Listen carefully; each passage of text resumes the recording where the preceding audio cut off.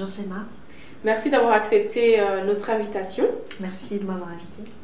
Alors pour commencer, je vais te demander simplement de te présenter.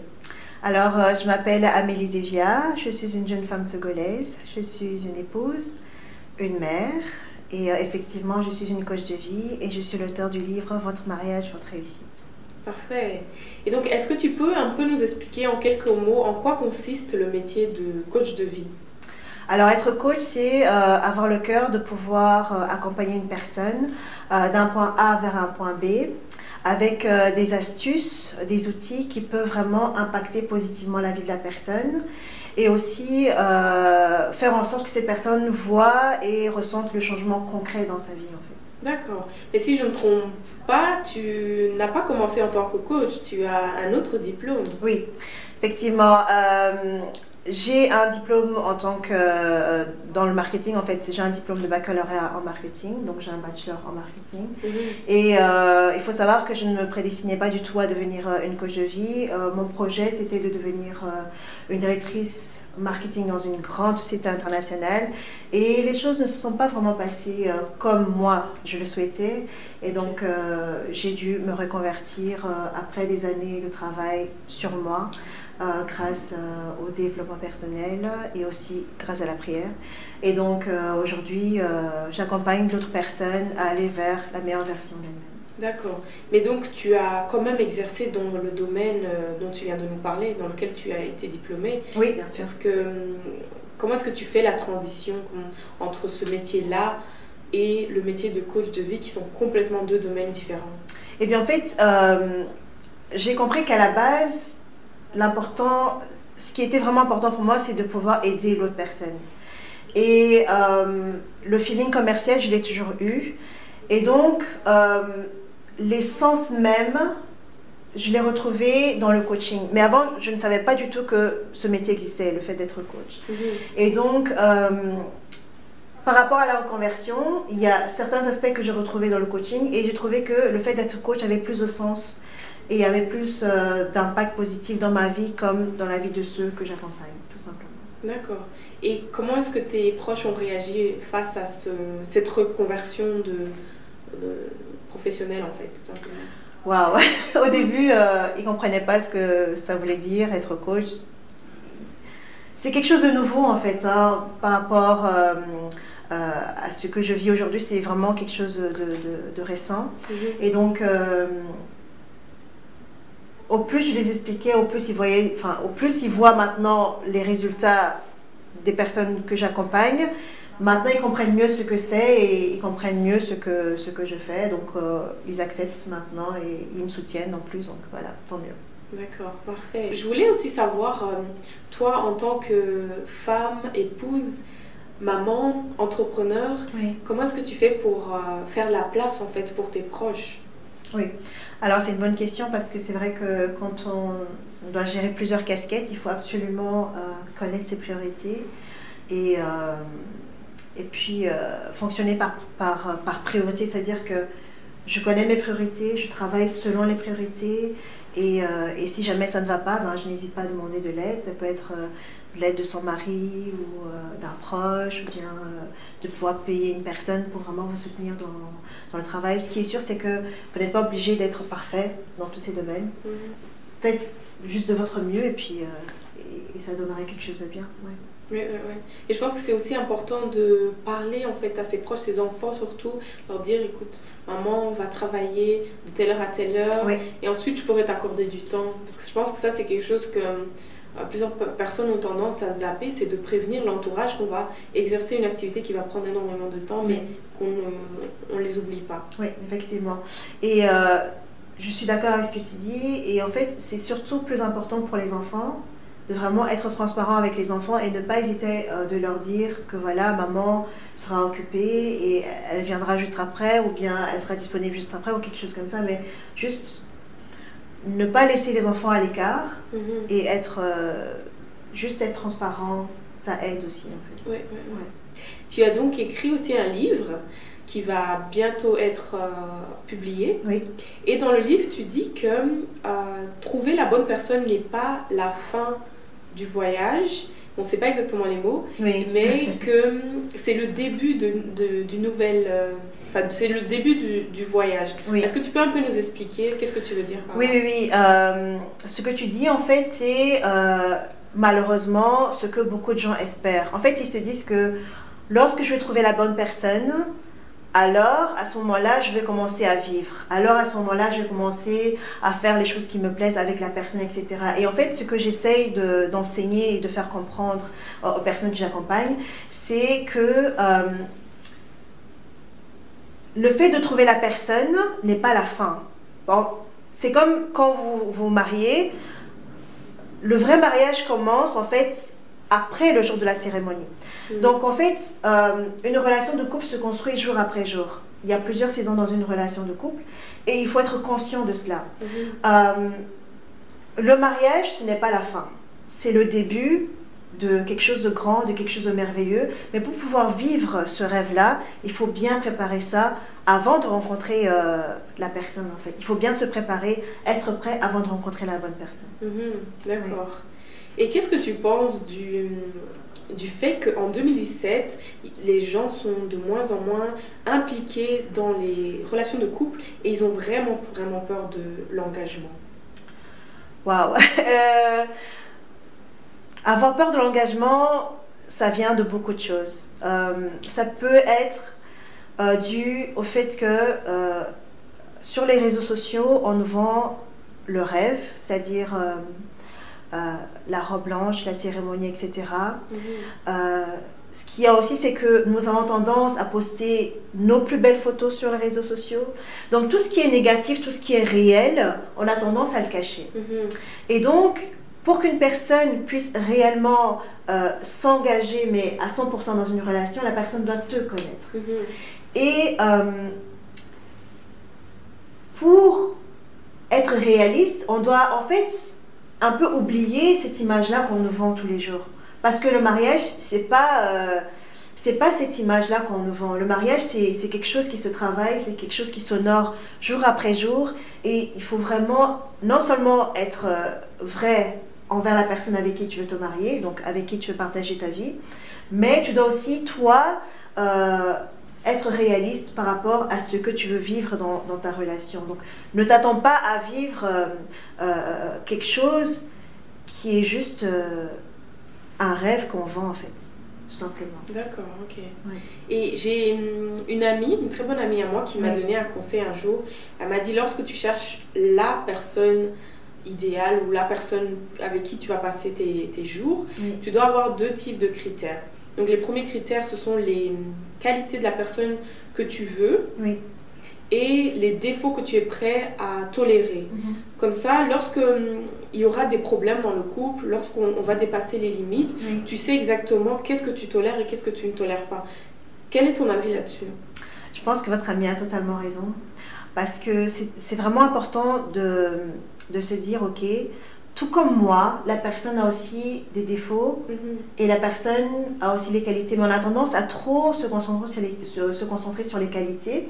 Et du coup, lorsqu'il y a un défaut qui apparaît, on est un peu déboussolé, on se pose des questions. Mais en fait, en faisant cette liste, on est réaliste. On se dit, ok, jusqu'où je suis prête à aller, qu'est-ce que je suis prête à accepter dans la relation et quelles sont mes limites. Et en se posant ces limites, justement, lorsque, durant la relation, il y a quelque chose qui ne va pas ou quelque chose qui vous dépasse, en voulant être fidèle à vos principes, à vos valeurs, eh bien, à ce moment-là, vous allez pouvoir réagir, en fait, et ne pas être passive et laisser les choses juste se passer comme ça sans donner une réponse ou bien sans faire quelque chose. Parce que des fois, on est dans une relation, on est confronté à certaines situations, on doit pouvoir réagir. Et pour pouvoir avoir ces outils, ces clés et aussi l'intuition, parce qu'on le sent quand il y a quelque chose qui ne va pas, au lieu de juste se dire ok c'est pas grave, on ferme les yeux, on fait semblant que rien ne s'est passé, grâce à cette liste, grâce à ces limites qu'on s'est posées, eh bien on sera vraiment à même de prendre la bonne décision. Parfait, d'accord. Et pour revenir un peu à ton livre, il y a un terme aussi qui m'a aussi marqué, c'est que tu dis 1 plus 1 est égal à 1. Oui. Qu'est-ce que tu veux dire par là? Alors 1 plus 1 est égal à 1, ça veut simplement dire que Pour former un couple de qualité, il faut deux personnes. Donc un homme et une femme vont se mettre d'accord, ça c'est l'engagement, de faire un bout de chemin ensemble. Maintenant, le 1 plus 1, c'est les deux personnes. Donc moi, je dois être entière et toi, tu dois être également entière afin que nous puissions former une entité qui est notre couple. Pour que cet engagement et pour que cette entité puisse fonctionner de la meilleure façon, il faut absolument que moi, j'apporte le meilleur de moi, tout comme toi, tu apportes aussi le meilleur dans la relation. Okay. Donc les deux doivent apporter le meilleur d'elles-mêmes. Et pour pouvoir apporter le meilleur d'elles-mêmes dans la relation, il faut que le travail se fasse en amont. Simple. Maintenant, le A entité, c'est le couple. Le couple fonctionne de manière à ce que donc les deux personnes doivent être complémentaires. Ils doivent marcher la main dans la main, ils doivent pouvoir se faire confiance, se respecter, s'honorer et aussi vraiment être des partenaires de vie. Et pour pouvoir arriver à ce niveau-là, il faut absolument, absolument que chacun prenne la décision d'honorer cet engagement. D'accord. Et l'entité, c'est le couple, c'est votre foyer, c'est votre famille. Et en fait, il y a aussi le côté spirituel qui vient dans ça, qui se trouve dans la Bible, qui dit que 1 plus 1 est égal à 1. C'est le fait que quand un homme et une femme se mettent ensemble, donc s'unissent, ils deviennent une seule chair. Donc, c'est aussi un rappel par rapport à ça. Oui. Ok, je comprends un peu mieux. Et le célibat, c'est un sujet un peu, comment dire, c'est pas tabou, mais c'est quelque chose qui m'a toujours un peu intriguée parce que il y a une image très négative là-dessus. On pense toujours que le célibat, c'est quelqu'un qui est déprimé, qui a un mauvais caractère, qui est malchanceux, etc. Quel est ton avis là-dessus? Alors, je vais vraiment vous choquer, mais pour moi, le célibat, c'est une bénédiction. Vraiment. Pourquoi je dis ça? Parce que lorsqu'on est célibataire, il faut comprendre que c'est la saison dans laquelle on doit investir sur son bien-être personnel. C'est vital. Il faut absolument qu'on prenne cette saison au sérieux.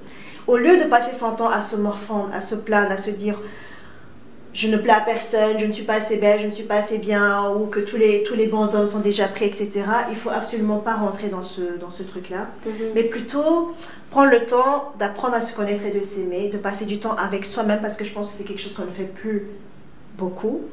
Et au plus tu te connais, au plus tu apprends à t'aimer, tu vas dégager une énergie positive qui va attirer l'autre vers toi.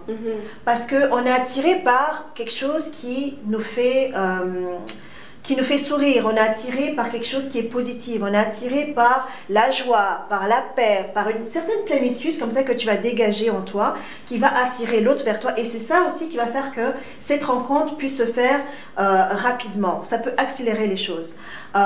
Maintenant, le célibat, si par exemple ça fait X temps que vous êtes célibataire, vous pouvez aussi vous poser les bonnes questions et vous dire, ok, bon maintenant qu'est-ce qui se passe? Ça fait X temps que je suis célibataire, eh bien, je prends la décision de me poser certaines questions et apprendre à mieux me connaître et bien sûr souhaiter que la personne arrive le plus rapidement possible. Mais ce n'est pas une raison pour se lancer dans les bras d'une personne par désespoir. Ce n'est pas la bonne chose à faire.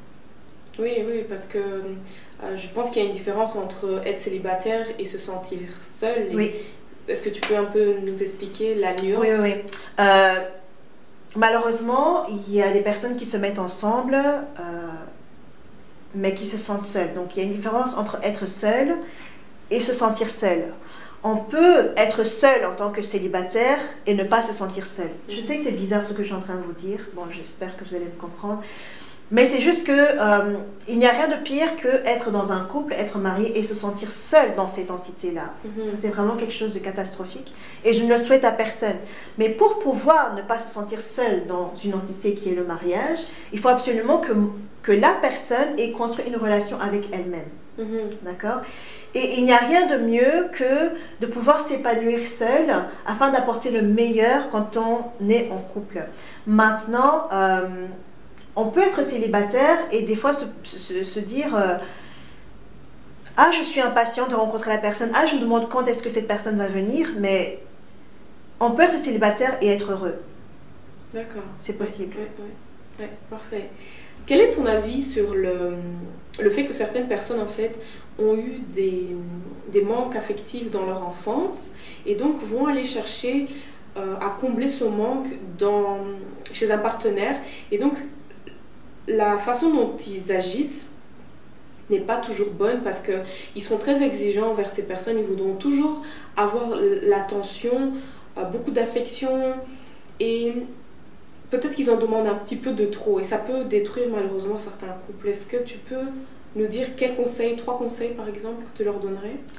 Oui, alors c'est quelque chose de dangereux et c'est quelque chose sur lequel on peut travailler.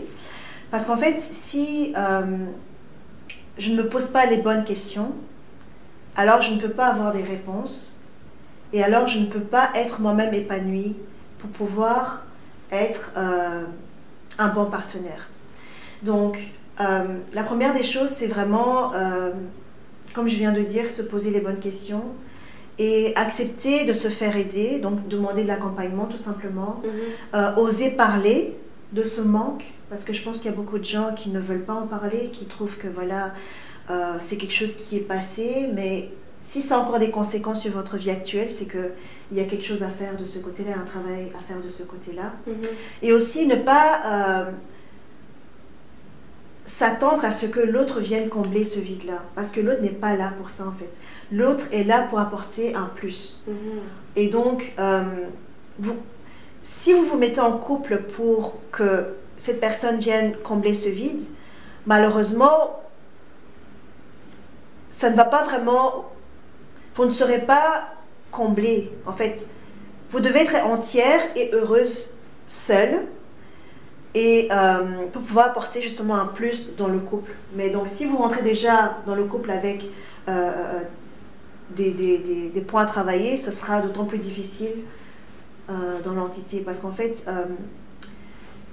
il faut absolument qu'il y ait une certaine stabilité avant de rentrer dans une relation de couple, surtout si on veut que la relation soit une relation de qualité sur une longue durée.